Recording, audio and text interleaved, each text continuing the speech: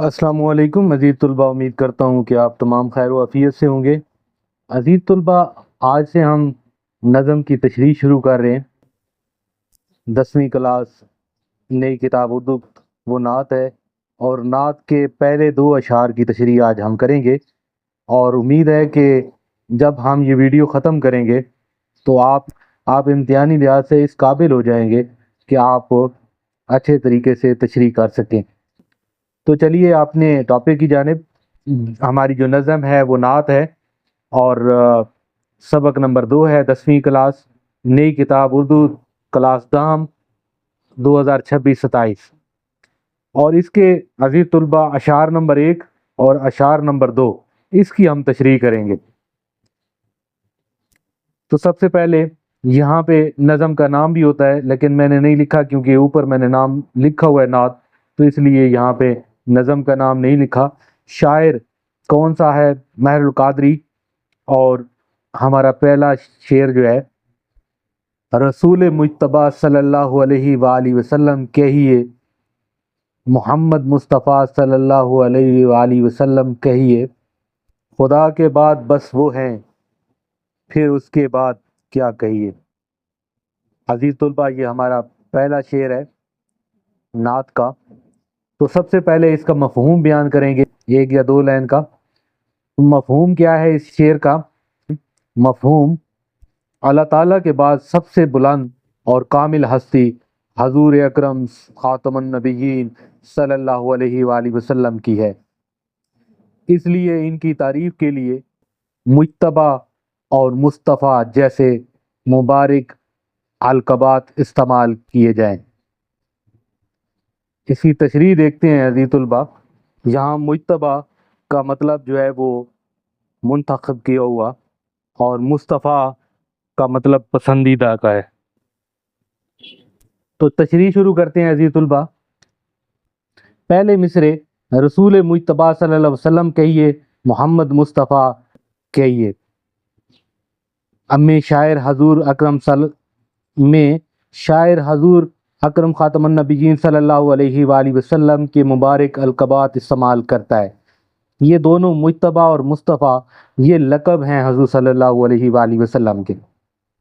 हजूर सल्लल्लाहु अलैहि वसल्लम, अब यहाँ से फिर देखते हैं कि रसूल मुज्तबा सल्लल्लाहु अलैहि वसल्लम से मुराद पसंदीदा रसूल हैं, जिन्हें अल्लाह ताला ने तमाम इंसानियत की रहनुमाई के लिए मुंतखब फरमाया।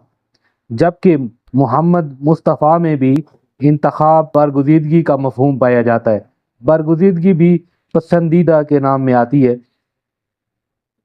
शायर गोया ये कहना चाहता है कि हजूर ख़ातमुन नबिय्यीन सल्लल्लाहु अलैहि वसल्लम का नाम लिया जाए तो सिर्फ नाम नहीं, बल्कि ऐसे मुक़द्दस अलक़ाबात के साथ लिया जाए जो इनकी शान, अज़मत और मकाम की तर्जमानी करें। ये मिसरा अदब नबवी ख़ातमुन नबिय्यीन सल्लल्लाहु अलैहि वसल्लम की बेहतरीन मिसाल है, क्योंकि इस्लामी रवायत में हजूर अकरम सल्लल्लाहु अलैहि वसल्लम का ज़िक्र हमेशा ताज़ीम और एहतराम से किया जाता है। उसके बाद हमारे पास दूसरा फ़िक्रा था।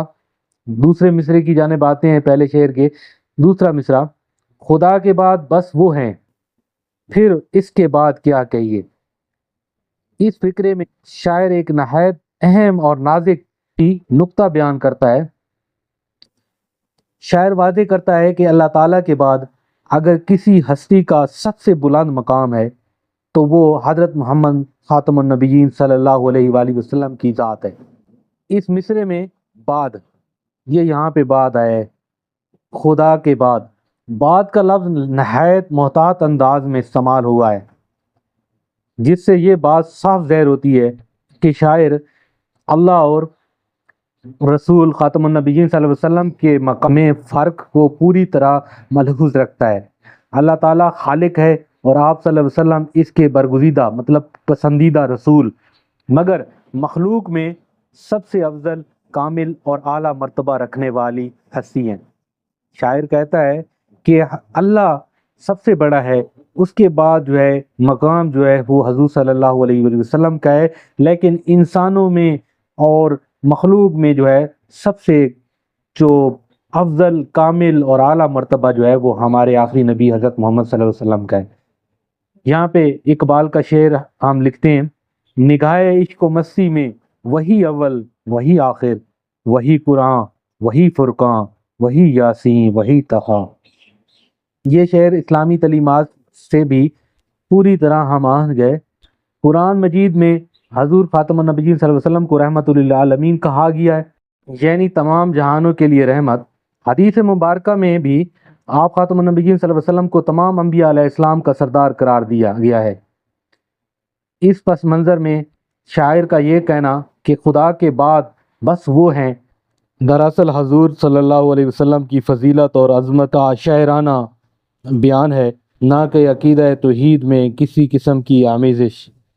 تو جی طلبہ، یہ تھوڑا سا لگ رہا ہوگا کہ شاید زیادہ تشریح ہے، لیکن اتنی زیادہ نہیں ہے، بڑے آسان الفاظ میں ہے۔ آپ ایک دفعہ اس کو پڑھیں گے تو امید ہے کہ آپ کو دوبارہ پڑھنے کی ضرورت نہیں پڑے گی۔ تو عزیز طلبہ، نعت ہی کا آج کا یہ ہمارا دوسرا شعر، یہ نعت کا دوسرا شعر نمبر 2، شریعت کا ہے یہ اسرار ختم الانبیاء کہیے، محبت کا تقاضا ہے کہ محبوب خدا کہیے۔ اچھا، شریعت دین کے اصول ہوتے ہیں، شریعت کا مطلب، اور ختم الانبیاء حضور صلی اللہ علیہ وسلم مطلب آخری نبی۔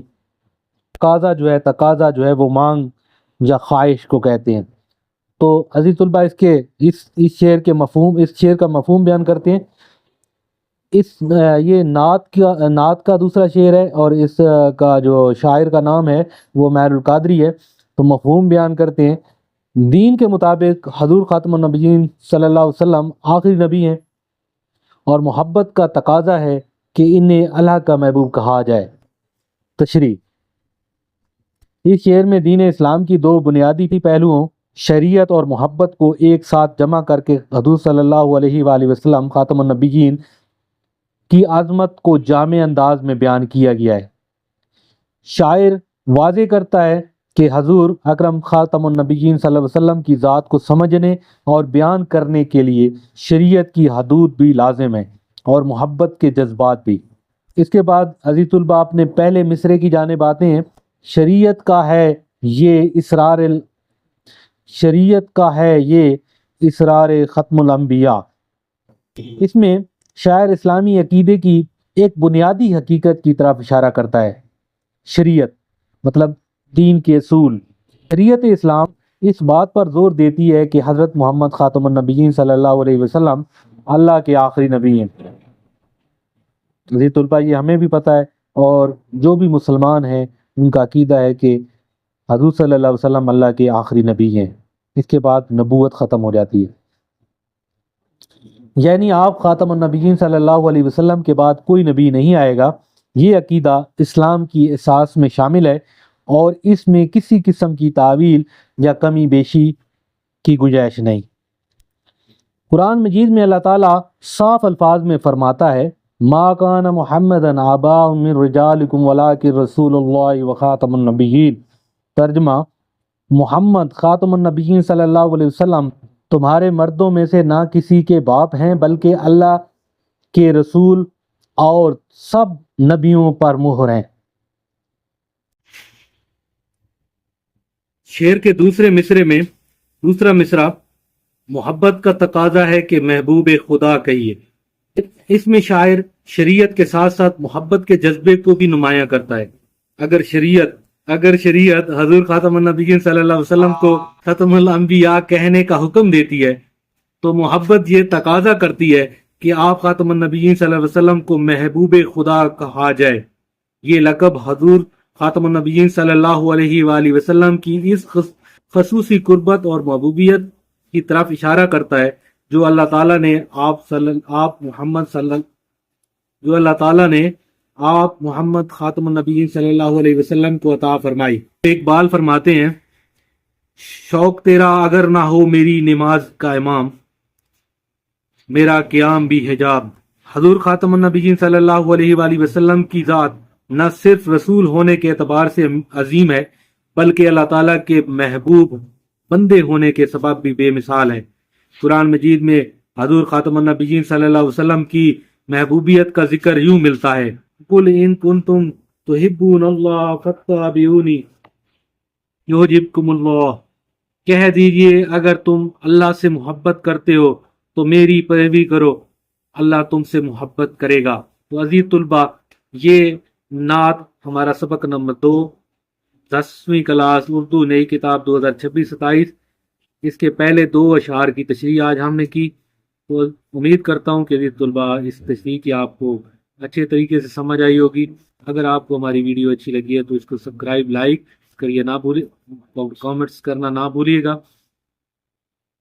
عزیز طلبہ ابھی آپ سے اجازت پر، عزیز طلبہ آج کی ویڈیو اتنی تھی، کل انشاءاللہ ہم اسی نعت نظم کا شعر نمبر 3 اور 4 کی تشریح کریں گے، تو ہمارے ساتھ رہیے۔